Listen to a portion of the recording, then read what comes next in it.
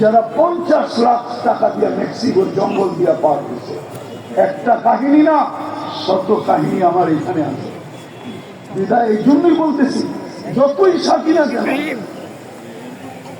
যেই সমাজকেই বলেন, যারাই বলে ওদের সাথে আমার চ্যালেঞ্জ, ও যতই সাজক না কেন, যতই বিকেনি পড়ুক না কেন, থ্রি কোয়ার্টার পড়ুক না কেন, ওদের সুরে কথা বলুক না কেন, টকশোতে বৈশা ইসলাম বিদ্বেষী প্রচার করুক না কেন, কিন্তু ওরা জানে এই লোকটা কাগজে কলমে মুসলমান।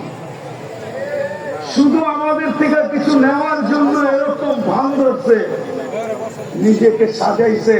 ওরা কোনোদিন মনে প্রাণে আপনাকে মুসলমান, আপনাকে ওদের ভাবে না, ভাববে না, কোনো দিন না।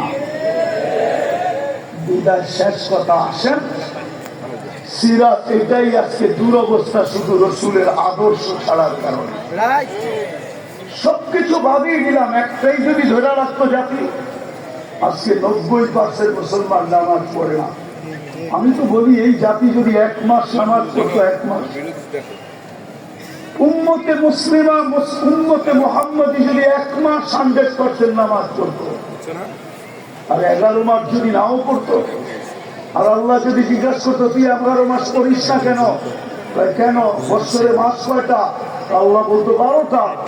1 মাসে তো 70 মাস ছিল, 12 থেকে 12 বাদ দিয়ে দেন, তারপরে তো আমার 58 মাসের ব্যালেন্স আছে, আমার কাছে বেশি আছে। কিন্তু রমজানেও তো 50% নামাজ পড়ে না, এখন তো 90% পড়ে না, না নারী, না পুরুষ, না যুবক, না বৃদ্ধ।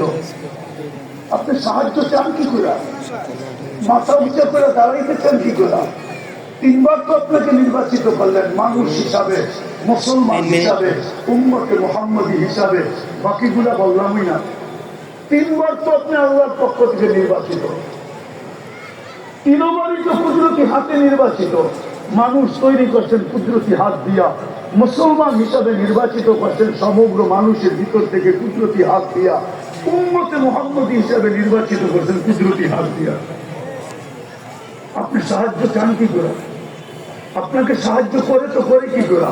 আপনি বিবেককে প্রশ্ন করেন, বলেন তো হুজুর আছে না, হুজুর থাকলে কি হবে? উম্মত, এটা হুজুর না উম্মত। হুজুরও কয়েক পার্সেন্ট হুজুর বলেন, আরে বলেন না, 200 কোটির ভিতরে কয়েকশো কোটি হুজুর, 300 কোটি, কয়েক পার্সেন্ট হুজুর? বাংলাদেশে কয়েক পার্সেন্ট হুজুর? সারা